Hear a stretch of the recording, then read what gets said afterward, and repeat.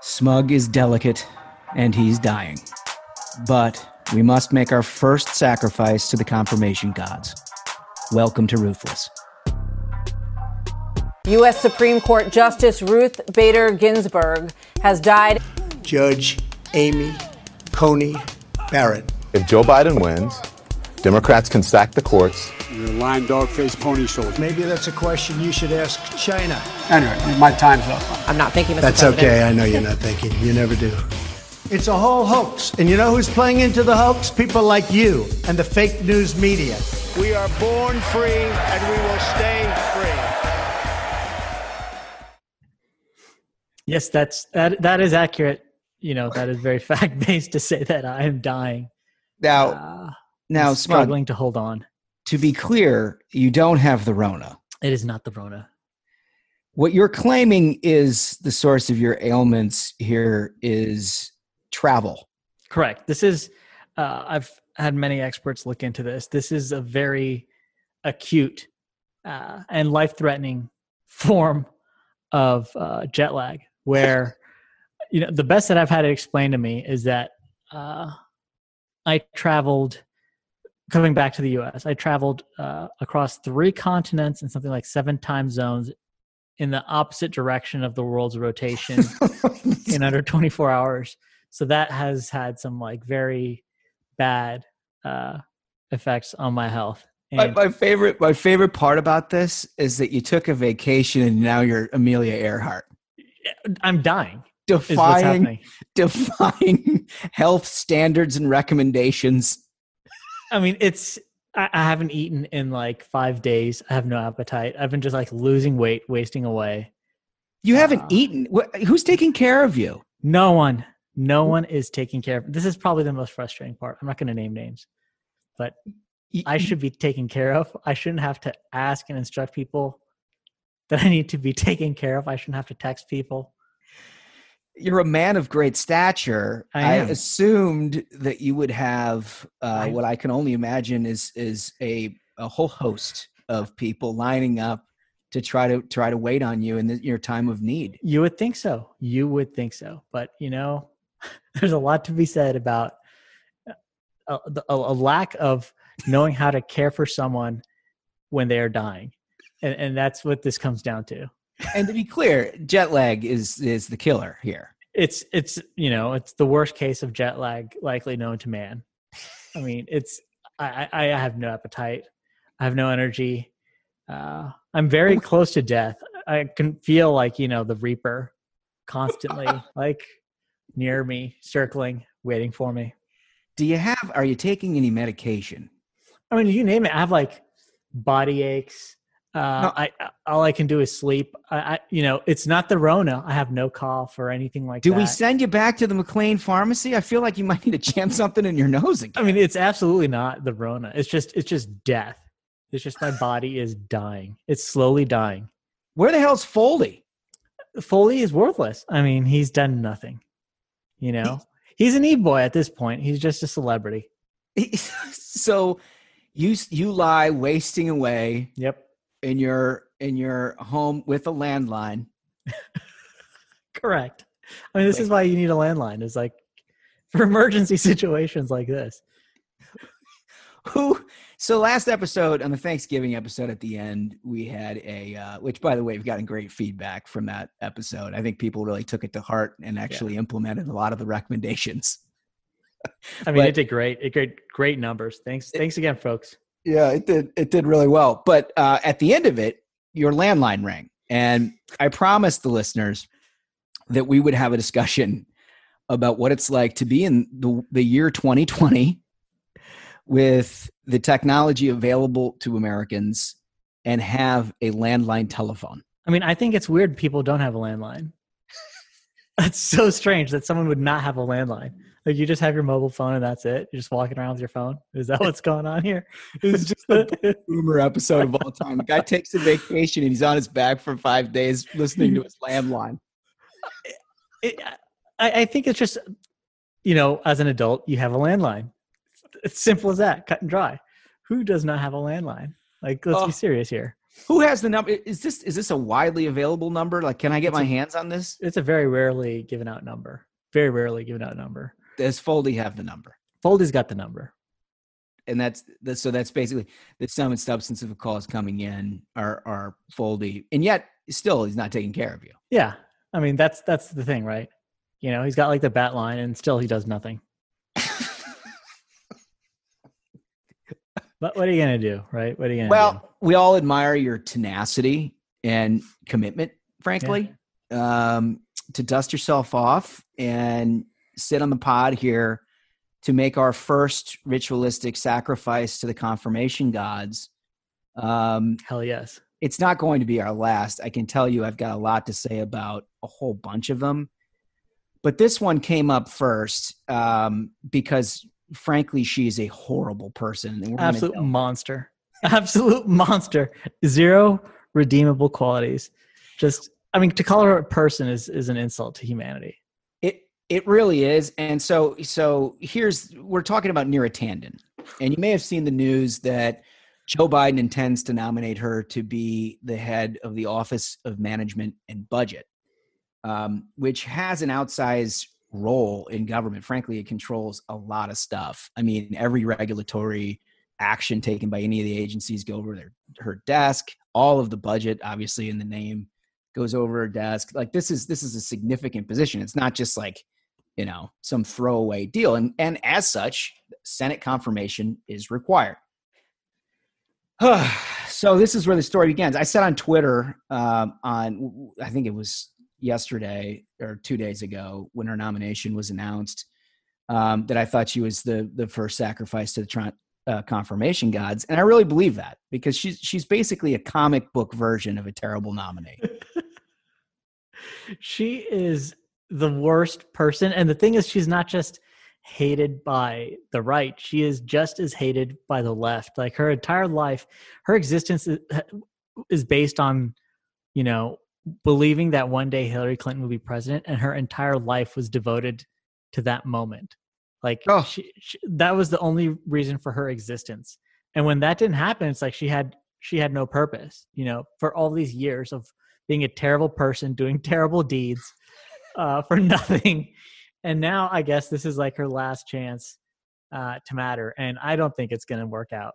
Oh, well, here's the thing. Like, I wonder when they pulled the trigger, had they ever met Neera Tanden? Because I'll be honest, like I've met her on several occasions because I had to suffer through green rooms with her. She goes on cable TV. I mean, she's like, you know, fancies herself as a part of the media glitterati. But here's the thing. Nobody likes her. Not even the producers hate her. The hosts hate her. Her fellow leftist guests hate her.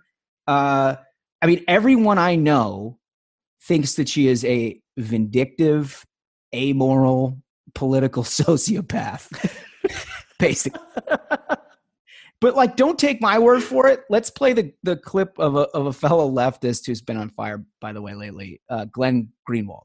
She's totally unqualified for this position. Like, she's not an economist. She went to law school. She worked for Hillary Clinton. And then all she's done at this think tank for the last 10 years is raise millions of dollars from Silicon Valley, Wall Street, despots in the Gulf states, which is the real base of the Democratic Party. So they want her to oversee the regulatory and budgetary and economic policy of the administration on behalf of their real constituencies, which is all those people from whom she's been raising millions of dollars. But the thing is, Tucker, that just makes her an ordinary Democrat.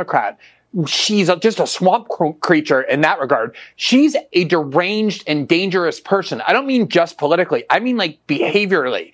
So he's totally right. I mean, she's completely unqualified and incredibly dangerous. I mean, he's been on fire lately. He did kind of nail it.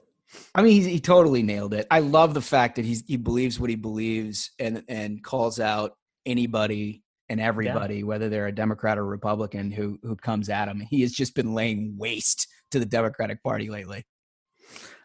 I mean, so the thing is that we can tell you that Neera is a horrible human being, but you don't have to take our word for it. There's just like a trail of evil deeds that she's left in her wake.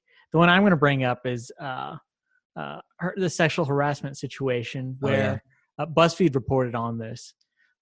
2 days after BuzzFeed News unveiled allegations of sexual harassment and retaliation at one of the nation's top liberal think tanks, the Center for American Progress. That's where Neera, ran the show. Neera Tanden met with staff to restore confidence in the organization's ability to handle the issue and ensure that employees feel safe. Meanwhile, at that meeting, she just leaked the name of the victim. Like, straight up. She outed the victim by name. And the report says that the entire staff audibly gasped. Who does this? Who does this? I mean, just for those of you picturing this in your head, I mean, this is as if somebody in your workplace was groped by somebody else in a manner completely inappropriate, and went through the appropriate channels to try to, basically bring this person to justice. And the president of the place that you work, rather than taking that seriously, just tells the whole staff who you are. Yeah, just brings it up like, hey, casually, it's time to out this person. I mean, welcome to today's Democratic Party. What a perfect juxtaposition. Me too, right? I think Neera is a great encapsulation of the whole neoliberalism mindset of nothing matters. Like, these people have no morals, they have no beliefs, they have no core. All they want is power. Like, she has no talent whatsoever, no skills, no redeeming qualities. She just wants power. And so she got it the old-fashioned way of just kissing up to people, hoping to, get dragged along.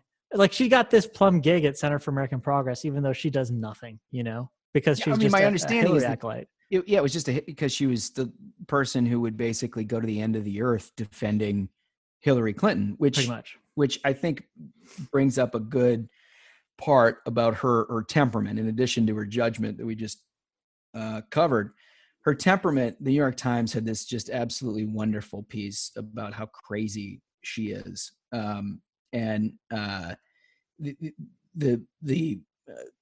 Started basically with the fact that she punched a reporter. I mean, listen, I guess she's not all bad, I guess sometimes Neera is good. I knew that would be the one redeeming quality that you would find, but she punched a reporter after somebody from the left was challenging Hillary Clinton's views on the Iraq war. Right. And she thought this was going to be like a bunny interview. And the reporter actually asked her a couple questions. How dare he? And she ends up punching the guy.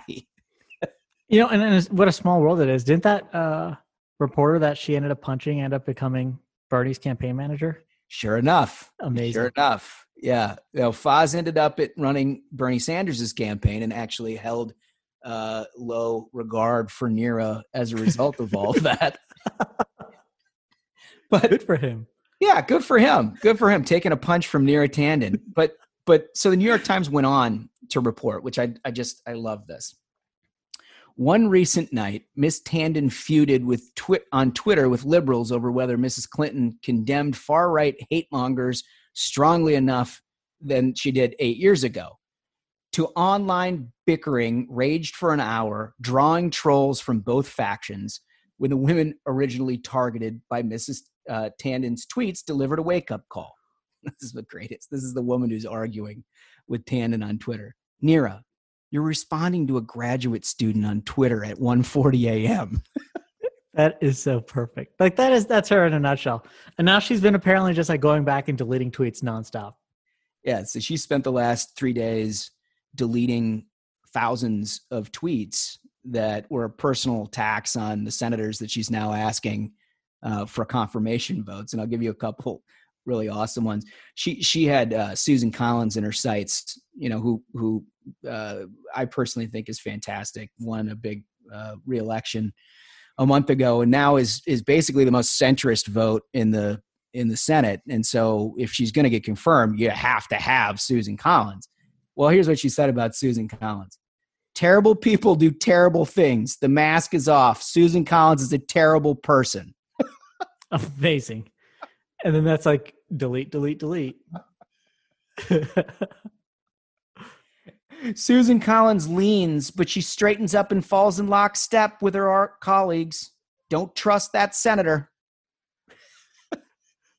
Like, Neera really should have never gotten on Twitter. All it's done is bring her pain and make her. The thing is that I guess it's been very revealing because everyone just realized Neera's a complete idiot because like her tweets are just like, there's no filter, straight from her empty, hollow head. None to Twitter. Another person that she's likely going to have to get their vote if she was to be confirmed is Mitt Romney. Mitt Romney says, or here's what she has to say about Mitt Romney. People don't like Romney, so it's easy to believe he lies. That's not going to help during confirmation. I mean, look, from punching reporters to just generally being a jerk to insulting the people she needs their votes to having the temperament of a drunk teenager, this lady needs to be the first sacrifice to the confirmation gods. We should do that. We should draw the line in the sand.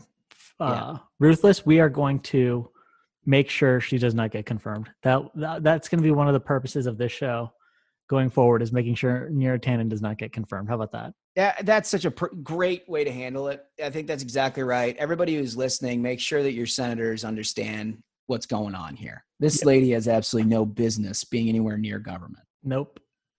Yeah. Nope. All right. So we covered Neera. I mean, honestly, I feel like there's so much more with Neera. We're going to maybe pepper some in after this. But that's the thing is like, that's just like the tip of the iceberg, man. There's just so much there.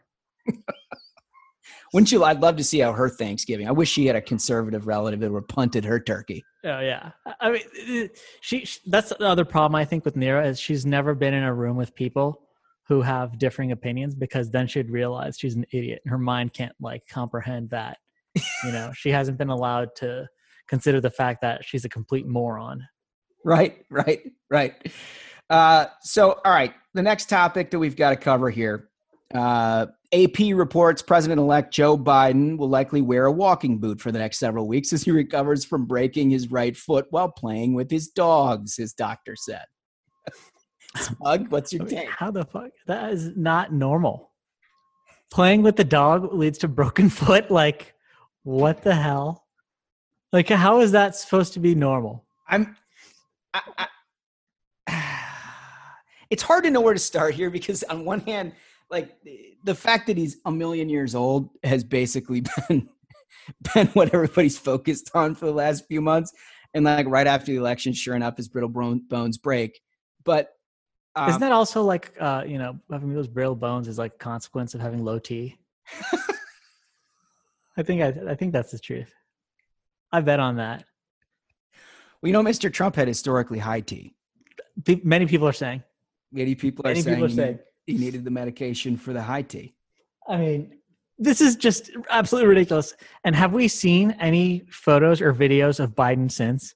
Well, that's the thing. So my problem with all this is not necessarily that Joe Biden is 8 million years old, which he is. My problem is the immediate reaction from the media to this event is, of course, he's broken his foot while playing with the dog. We praise him for all of the transparency that he has shown in revealing this break. Meanwhile, nobody's seen him since it happened. No. And you've had journalists be like, so the Bidens have gotten a dog. Here's what it means. Like, they're having like pet psychics talk about their dogs. Like, this is what journalism is now. Like, do we remember? I mean, this was a couple weeks ago. McConnell had a bruised hand, and the New York Times, the Washington Post, the Associated Press, literally every single media outlet in the English-speaking world wrote like blaring headlines, "What's up with McConnell's hands?" You remember that? Yeah, I remember that. I mean, McConnell has dogs too, or Chuck Schumer and Dick Durbin. They're very well behaved. They are very well behaved. He keeps them in line. Frankly, sometimes he's got to give them a smack, and therefore his hands were bruised. There's the explanation, folks. So there it is. His hands are, but the contrast in how they handled this, like, oh my gosh, what's wrong with Mitch McConnell? Yeah. To Biden's foot, he just broke his foot with his dog. No big deal. It's moving on. Totally normal. Just, most people, when they play with a puppy, just break bones. Yeah. That's very normal, folks. Playing with a puppy leads to broken bones. That's normal. The media is like, oh, yeah, he's got a dog. That's great. Now meet his all-women press staff. Let's write a Vogue cover story on it. Unbelievable. Unbelievable. They're so ready for their vacation. They've been waiting so long to not have to do any work. They're so happy. It's been amazing to watch. I mean, we're going to be covering a lot of that. One thing that we have to talk about before we go, because we promised all of you that we would, is the great state of Georgia. Absolutely. And there's one thing that I saw today that I thought was truly amazing. The Secretary of State down there, he's been a disaster from the very beginning. He's a Republican, but from the president's Twitter feed, he has not been terrific. But he is doing some investigations down there into voter registration of people who are not actually from Georgia, lo and behold, right? Turns out Republicans kind of have a point here. Well, they found out that one of the organizations that was responsible for registering people all over the country, New York, whatever, in Georgia, to vote in Georgia, was an organization that was run by Raphael Warnock. Yep, I heard about that. The Senate candidate, the Free Beacon reported today that the Senate candidate running against Kelly Loeffler, who's been on the program, friend of the pod, a friend of our program, that he has been in charge of registering people in Georgia who do not live in Georgia. I mean, there it is, folks. There it is. Could this guy be any more flawed of a candidate, by the way? It's like everything from Castro to, now you got voting registration problems, leftist beyond belief. This guy might be the worst Senate candidate I've ever seen. Did he run over his wife with a car or something? Allegedly. Allegedly. Unreal. But there's a thing about that too. I mean, he's got some like agreement with her as a court filing that she can't speak about any of this. Oh my God. So we have how sketchy is that, dude? Yeah. Yeah. So, I mean, this dude's a bad. We have an agreement you can't talk about when I hit you with the car. And Chuck Schumer's like, double thumbs up, buddy. Yeah. Fantastic. We got a winner right here. Life. Well, we got to win Georgia. We got to win Georgia. We got to win Georgia. It is the difference between absolute annihilation and people like Neera Tanden becoming the director of office and management and budget, and sending those people exactly where they deserve to be, at home by themselves, living their lonely lives with all of their cats. Exactly. Exactly. That's it. It's that simple. So, folks, I appreciate it. I appreciate Smug most of all for really, standing up to what appears to be an illness like nobody has ever experienced before. Yeah, I mean, it's honestly, I'm just dying. That's all it is. I'm facing death bravely, and in my final moments, I know the people want an episode of Ruthless. So if these are my dying moments, they were well spent. And I want this commitment. If they actually have to plug Smug in at some point, whether it's a feeding tube or an iron lung, we're going to go live on Ruthless, and we're going to take it to you to his last moments. I give permission. I guess if a lawyer wants to use this as permission, if I am dying and plugged up to some machine, you can use that for content. I owe it to the folks, to the minions. A champion till the end. Thank you, Smug. All right. Well, I mean, this was a pretty good episode. It was an amazing episode, to be honest. Even though I'm struggling to survive, I was happy to be here. Get this episode in the can. We got some amazing interviews coming up. I'm not gonna spoil it, but next week should be pretty exciting. Yeah. So until the Thursday episode, minions, keep the faith, hold the line, and own the libs. Stay ruthless. We'll see you on Thursday.